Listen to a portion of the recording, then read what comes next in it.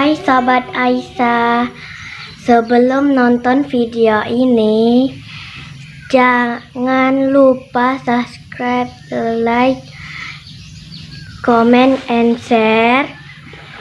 Jangan lupa tekan loncengnya, ceng ceng ceng ceng ceng. Bismillahirrahmanirrahim. Assalamualaikum warahmatullahi wabarakatuh. Nahmadu wa nusalli wa nusallimu ala rasulil karim, amma ba'd. Segala puji bagi Allah subhanahu wa ta'ala, dan salawat dan salam kepada baginda Nabi Muhammad sallallahu alaihi wasallam. Mudah-mudahan dengan seringnya kita berselawat kepada beliau, kita mendapatkan syafaat di akhirat kelak. Amin, amin ya rabbal alamin. Bapak-bapak, tuan-tuan, hadirin yang dimuliakan oleh Allah subhanahu wa ta'ala, pada kesempatan kali ini kita akan membacakan ta'lim ataupun kajian tentang keutamaan sholat. Hadis pertama, An Ibni Umar radhiyallahu anhu qala Rasulullah sallallahu alaihi wasallam, bunyal islamu ala khams, syahadati alla ilaha illallah wa anna muhammadan abduhu wa rasuluh wa iqamis shalah wa ita'iz zakah wa hajjal bait wa saumi ramadan. Rawahu muttafaqun alaih. Dari Ibnu Umar radhiyallahu anhu, ia berkata, Rasulullah sallallahu alaihi wasallam bersabda, agama Islam dibangun atas 5 perkara: bersaksi bahwa tiada Tuhan yang berhak disembah selain Allah subhanahu wa ta'ala, dan Nabi Muhammad sallallahu alaihi wasallam adalah hamba dan utusan Allah subhanahu wa ta'ala, mendirikan sholat, membayar zakat, haji, dan berpuasa di bulan suci Ramadan. Kelima hal di atas adalah asas iman terbesar dan rukun yang terpenting agama Islam. Diibaratkan oleh Rasulullah sallallahu alaihi wasallam seperti sebuah kemah yang disangga oleh 5 tiang. Tiang tengahnya adalah kalimah syahadat, dan 4 tiang lainnya adalah tiang-tiang pendukung pada setiap penjuru kemah itu. Tanpa tiang tengah, kemah tersebut tidak akan dapat berdiri tegak. Apabila salah satu dari ke-4 tiang lainnya tidak ada, kemah tetap berdiri, tetapi sudut yang tidak bertiang itu akan menjadi miring dan mungkin akan menjadi rubuh. Berdasarkan hadis di atas, marilah kita melihat diri kita sendiri. Sejauh manakah kita telah menegakkan Islam ini? Benarkah kita telah menegakkan setiap tiang-tiangnya dengan sempurna dalam kehidupan kita? Kelima tiang dalam hadis di atas sangat penting sehingga ditetapkan sebagai asas-asas Islam. Oleh sebab itu, dengan kedudukannya sebagai seorang muslim, maka sangat penting bagi kita untuk memperhatikan urusan sholat. Mengingat bahwa masalah yang terpenting setelah iman adalah sholat. Abdullah bin Mas'ud radhiyallahu berkata, saya pernah bertanya kepada Rasulullah sallallahu alaihi wasallam, amal apakah yang paling dicintai oleh Allah subhanahu wa ta'ala? Jawab beliau, sholat. Saya bertanya lagi, lalu apa ya Rasulullah? Beliau menjawab, berbuat baik kepada kedua orang tua kalian. Kemudian saya bertanya lagi, lalu apa lagi ya Rasulullah? Jawab beliau, jihad di jalan Allah subhanahu wa ta'ala.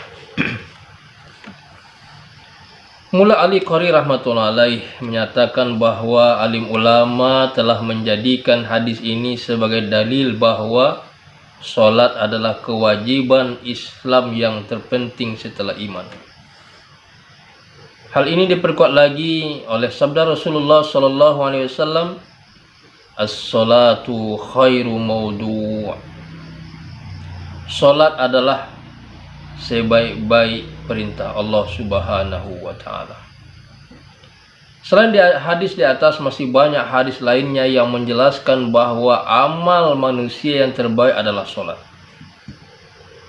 Di dalam kitab Jami'us Shaghir disebutkan 5 orang sahabat yang telah meriwayatkan hadis di atas, yaitu Sauban, Ibnu Umar, Salamah, Abu Umamah dan Ubadah radhiyallahu anhum, Ibnu Mas'ud dan Anas radhiyallahu anhu meriwayatkan bahwa amal yang paling utama adalah salat tepat pada waktunya. Ibnu Umar radhiyallahu anhu dan Ummu Farwah radhiyallahu anha juga meriwayatkan bahwa salat pada awal waktu adalah amal yang paling utama. Semua hadis ini memperkuat maksud hadis di atas. Hadis kedua,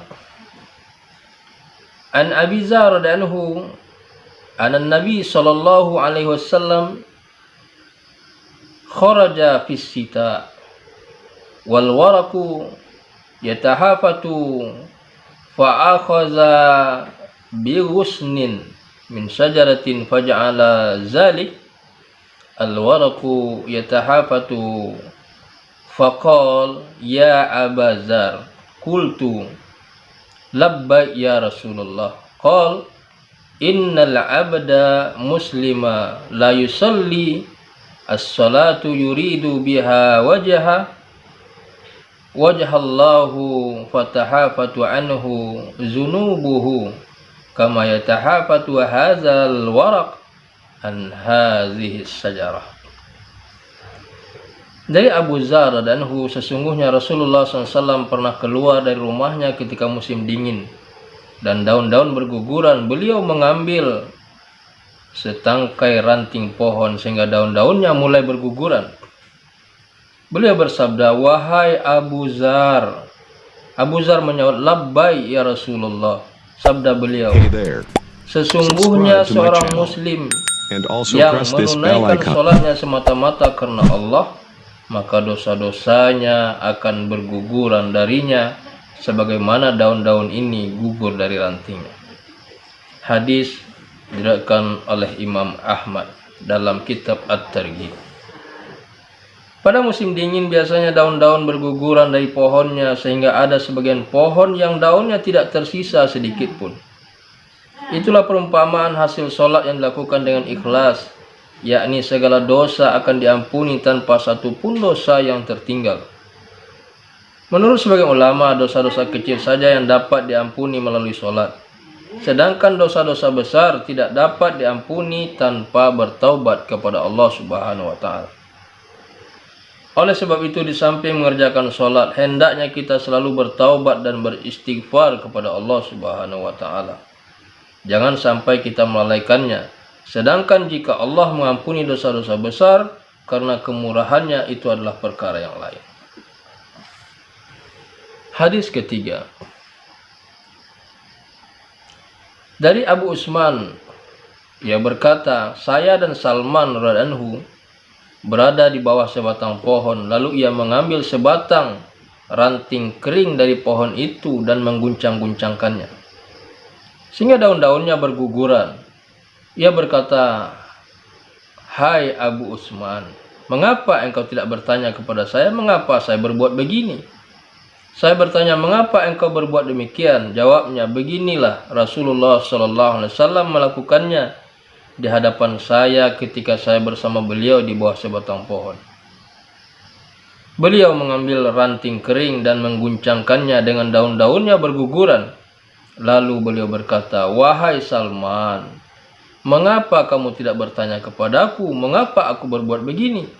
Saya bertanya, mengapa engkau berbuat demikian? Sabda beliau, sesungguhnya jika seorang muslim berwudu dengan sempurna, kemudian sholat 5 waktu, niscaya dosa-dosanya gugur sebagaimana daun-daun ini berguguran. Dan beliau membacakan satu ayat yang artinya, dan dirikanlah sholat. pada kedua tepi siang, pagi, dan petang, dan pada sebagian permulaan malam. Sesungguhnya amal kebaikan menghapuskan kejahatan. Itulah peringatan bagi orang-orang yang mau ingat kepada Allah Subhanahu wa Ta'ala. Al-Quran Surah Hud ayat 114. Hadis ini diriwayatkan Imam Ahmad, Tabrani, dan Nasai. Perbuatan Salman radhiyallahu anhu yang ia tunjukkan dalam hadis di atas merupakan sebagian kecil dari bukti rasa cinta para sahabat radhiyallahu anhum kepada Nabi Muhammad sallallahu alaihi wasallam. Siapapun yang mencintai orang lain, ia akan meniru tingkah laku orang yang dicintainya. Orang yang telah merasakan manisnya cinta tentu memahami hakikat ini dengan baik. Begitu juga para sahabat radhiyallahu anhum ajmain. Mereka sering mengulangi sabda-sabda Nabi Muhammad SAW dengan menirukan perbuatan beliau ketika beliau menerangkannya. Hadis-hadis mengenai pentingnya sholat dan ampunan dosa bagi yang mengerjakannya tidak terhitung banyaknya, sehingga sulit untuk disebutkan semuanya.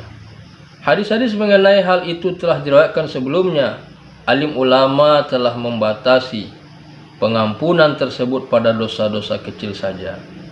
Sebagaimana telah kita ketahui sebelumnya, padahal di sini tidak ada pembatasan dosa kecil atau besar, tetapi mutlak disebutkan dosa-dosa saja.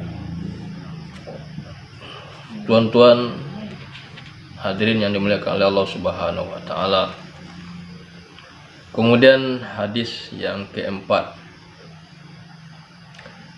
An Abi Hurairah radhiyallahu anhu qala sami'tu Rasulullah sallallahu alaihi wasallam yaqul ara'aytum law anna naharan bi babin ahadikum yaghtasilu minhu kulla yawmin khamsa marrat hal yabqa min daranihi syai' qala la yabqa min daranihi syai' qal fadzalika masalus salawatil khams yamhullahu bihinna khotoya.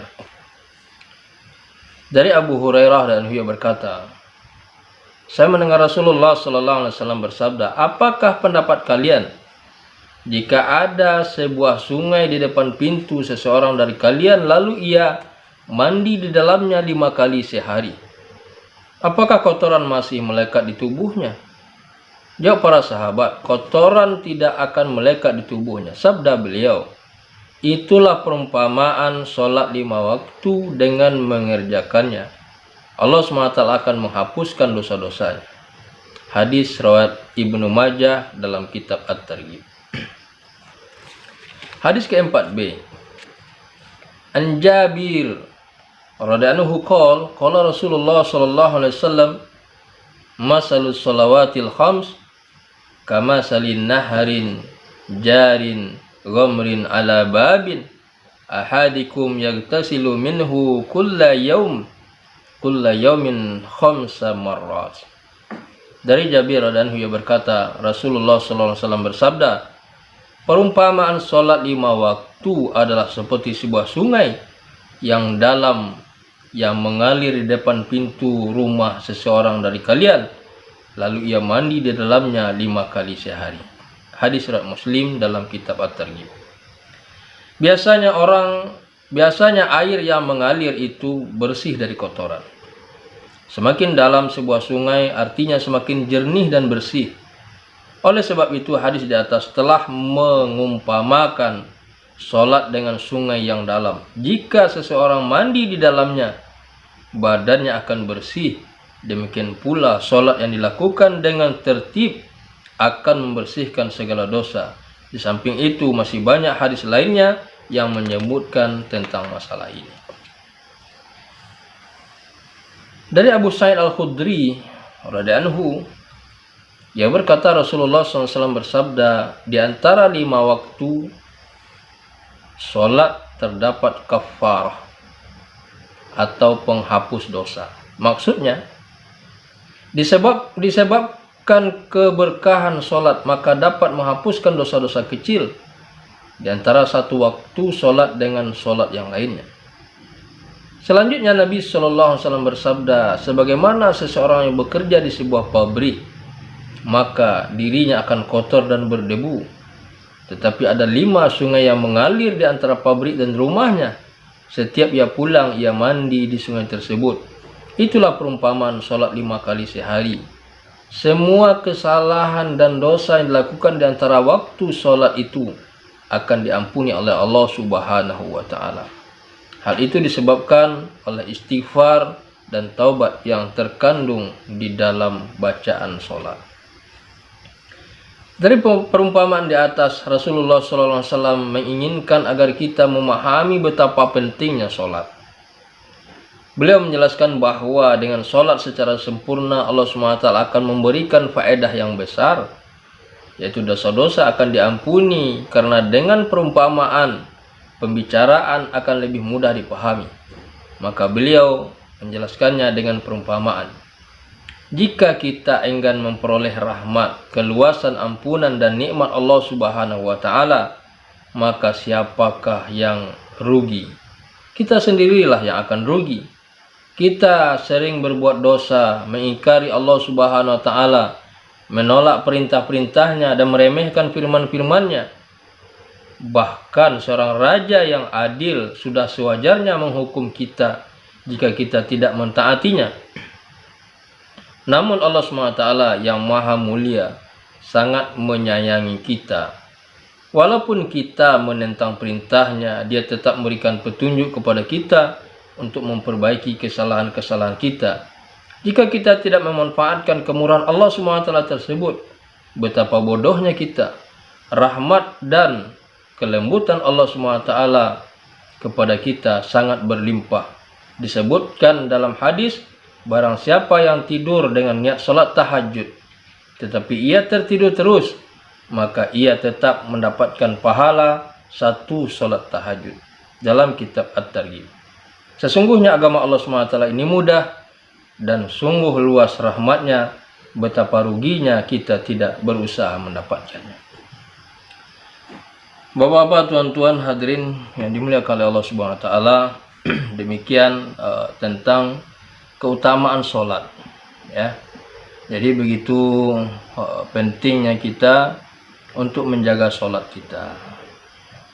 Walaupun kita orang-orang yang banyak dosa, ya, senantiasalah ya, mentaati perintah Allah SWT yang namanya sholat. Mudah-mudahan dengan sholat yang kita kerjakan, Allah SWT ampunkan dosa-dosa kita yang telah lalu, baik yang sengaja atau tidak sengaja, yang terang-terangan ataupun yang tersembunyi. Mudah-mudahan diampunkan oleh Allah Subhanahu wa Ta'ala. Sebab tidak ada anak Adam ini yang tidak berdosa. Kullu bani Adam khata' wa khaira khatta'una tawwabun. Semua anak cucu Adam ini dalam keadaan berdosa, ada dosanya. Wa khaira khatta'una tawwabun. Sebaik-baik orang yang berdosa adalah orang-orang yang mau bertaubat kepada Allah Subhanahu wa Ta'ala. Mudah-mudahan dengan taklim yang pendek ini bisa kita amalkan dan kita sampaikan kepada saudara-saudara kita yang belum mengetahuinya. Kita sampaikan kepada ahli keluarga kita dengan hikmah. Ya, ud'u ila sabili rabbika bil hikmah wal mau'izatil hasanah. Ajaklah mereka kembali kepada jalan Tuhan kalian dengan hikmah wal mau'izatil hasanah. Kemudian dengan memberikan pelajaran-pelajaran yang baik. Untuk kesempurnaan majlis ini, kita tutup dengan doa kafarah kepada majlis. Subhanallah wa bihamdihi, subhanakallahumma wa bihamdika, asyhadu an la ilaha anta, astaghfiruka wa atubu ilaik. Assalamualaikum warahmatullahi wabarakatuh. ya Rasulullah.